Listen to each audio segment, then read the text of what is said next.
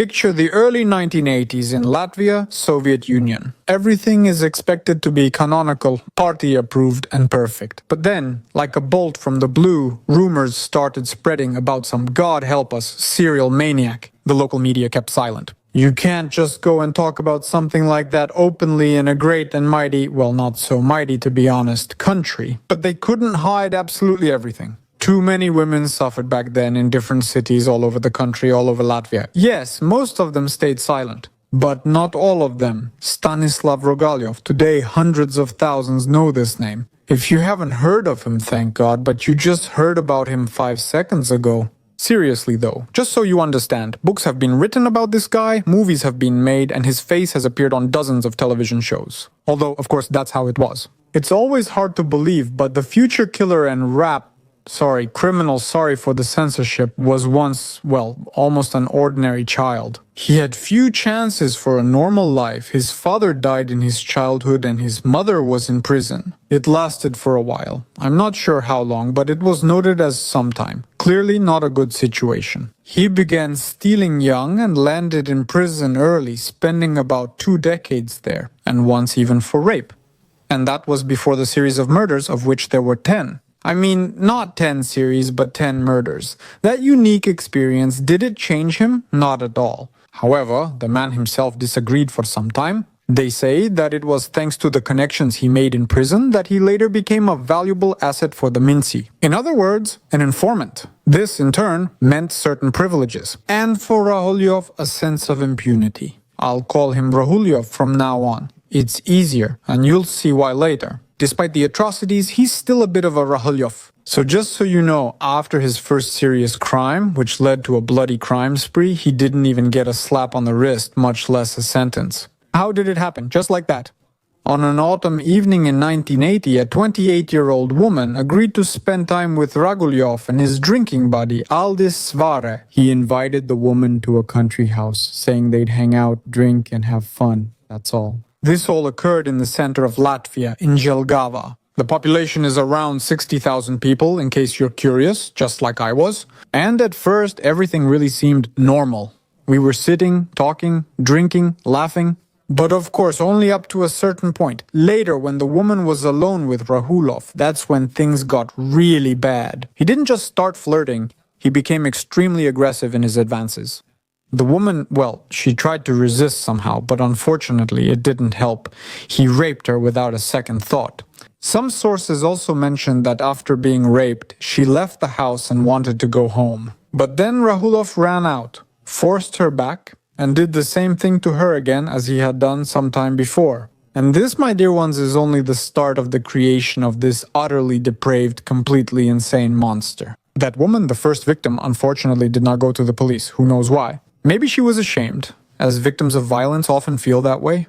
Shame. Maybe she just didn't believe in justice, which I can easily imagine. Maybe she feared Ragulyov since, as a reminder, he was one of their own in the police. And something tells me she knew it. That's my assumption, but I can very easily imagine Ragulyov actually bragging about it. Do you know who I am? I'm Ragulyov. I'm with the cops, blah blah blah. That's just my assumption, but it's easy to imagine.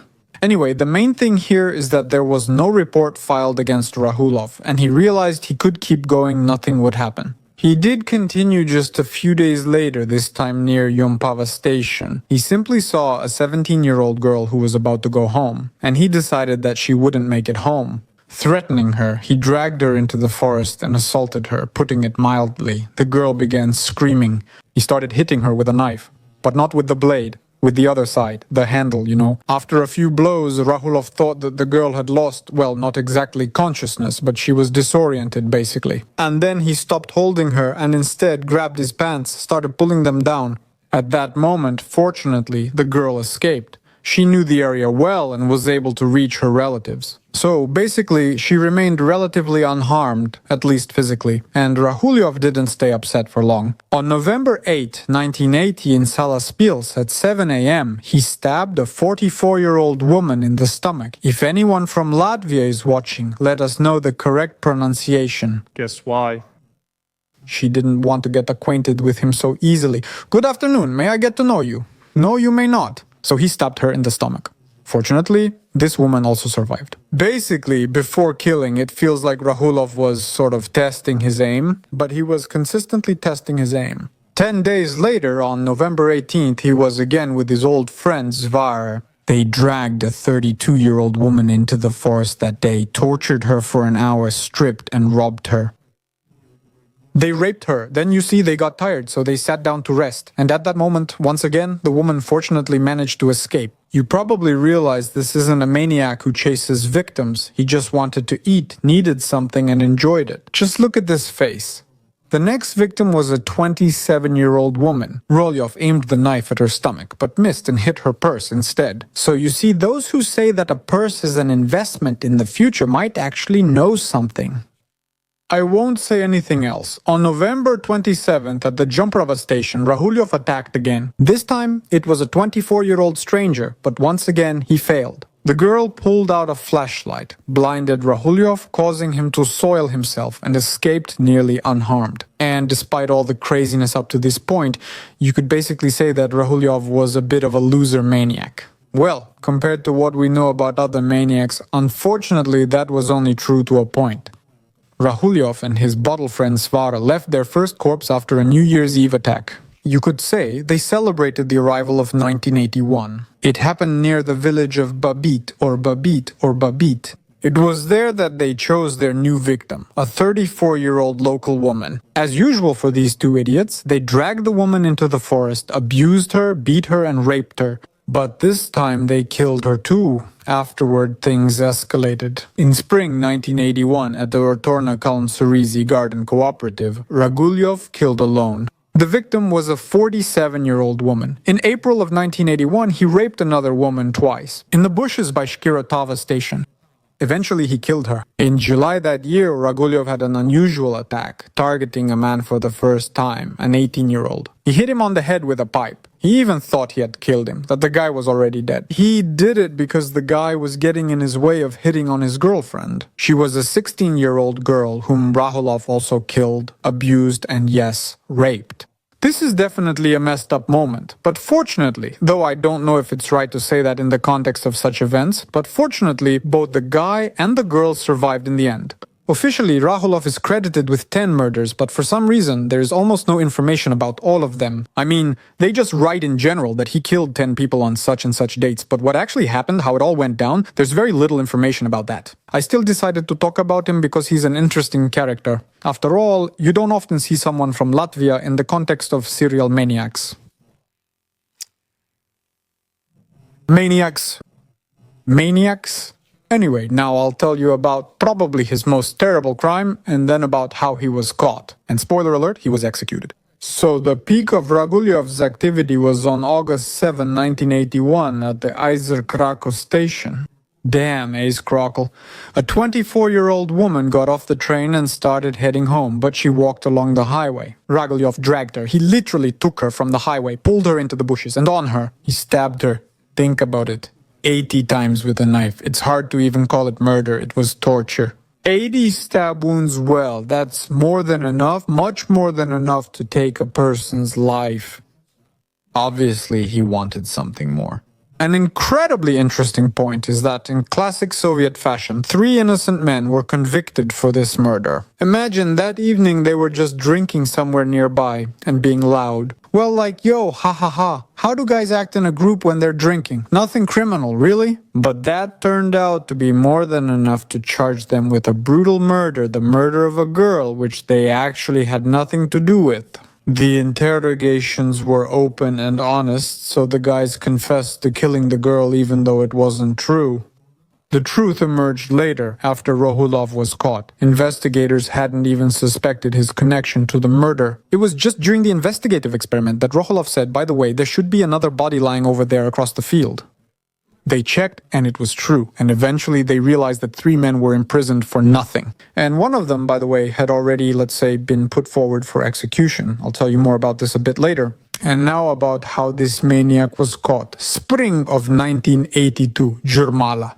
Ragulyov was relaxing at the trendy restaurant Eurosperl at the time. How else? You need to relax between murders. He met two girls at the restaurant. They sat, relaxed, drank, even flirted, and then he killed one and almost killed the other. One girl, fortunately, survived, but unfortunately she didn't remember anything. She barely remembered anything about the events before this crime. Later, it turned out that this was because the hero of this video slipped her some kind of powerful drug. And only after this murder did the police finally take the case seriously. They finally assumed that it could be one person, and that all these crimes were somehow connected. They started by checking everyone who was at the restaurant that evening, and they got lucky. I would even say, very lucky. What else would you call the fact that an artist was sitting with Ragulyov that evening?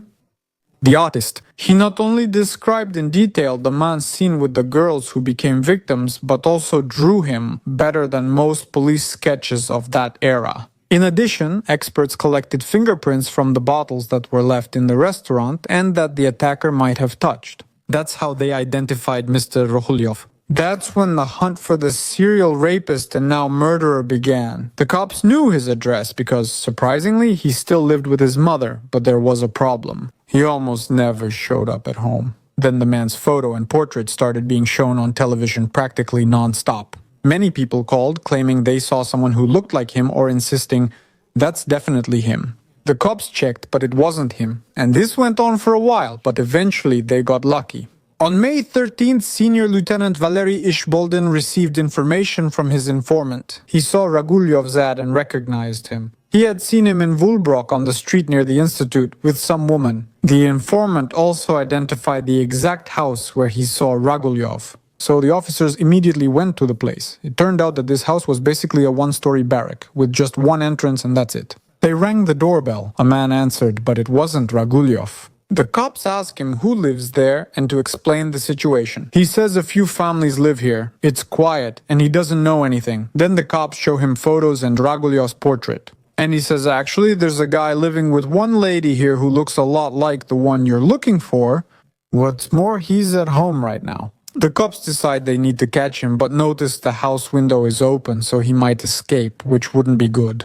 One cop went for backup while the others watched the windows to prevent escapes. But to get ahead of the story, no one actually went for backup. That cop just pretended to go somewhere, but actually hid behind the car. Meanwhile, the other cops began the check, knocking on the door. Silence. At that moment, the cop who went for backup yells at them over the radio, Ragulyov! Ragulyov. The detectives rushed over and saw Ragulyov fleeing into the forest. They chased him and fired a warning shot. But as you can see, not exactly into the air, but as I understand it, just a little bit over Ragulyov's head. After all, the bullet hit a branch somewhere near Ragulyov and fell. He got scared and just stopped. Law enforcement officers quickly approached him, and one, noted in sources for knowing karate, kicked him. Ragulyov fell, and that was it. They tied his hands, but by the way, for some reason they didn't have handcuffs yet, so they used a belt or took a belt from somewhere and tied his hands. Ragulyov suddenly regained consciousness and shouted, swearing, "Do you know who I am? I'm Ragulyov." Well, as you can imagine, that didn't work. He was detained. Then other work began. A whole team of investigators was racking their brains over how to make Ragulyov confess to everything. They needed it. They sat down, thought about it, and decided to cheat the system a little, even though they were part of that system themselves. That's how it was, all classic. For this, they brought in the head of the Riga Psychoneurological Dispensary, Mr. Kirshenthal. He understood well how prisoners think and suggested playing a sort of mental illness card. So Ragulyov was told that if he confessed to all the crimes, no one would judge him. They would simply declare him insane, send him to a medical facility for treatment, and that's it. Everything would be okay. They warned that if he refused to cooperate, things would go badly. There was already enough evidence in 3 cases for his execution. But the situation is serious. Fortunately, Mr. Kirshenthal is currently writing a dissertation on people with murderous tendencies like Ragulyov. The conclusion of his work is that such individuals are not in their right mind, and there is simply no point in putting them on trial. Maniac kind of broke down a bit and eventually confessed to everything. Experts said that this is actually a common practice, especially when the killer isn't very smart, let's put it that way, and has a low level of education. Education wasn't the main issue. Overall, Ragulyov was just dumb. Experts noted these people are often quite naive, and when someone smarter tells them serious things, they believe it all. Well, that's what they did with him. Basically, they just lied to him and he believed it. From the very first days of the investigation, crime scenes were being examined. Ragulyov revealed where he kept and tortured his victims and hid their belongings. He confessed everything. The man became so relaxed, believing he wasn't facing the death penalty, that he confessed to crimes no one had accused him of, even ones that already had convictions. Like, for example, that case with the 3 people convicted of killing a woman. There were already sentences handed down in that case at the time.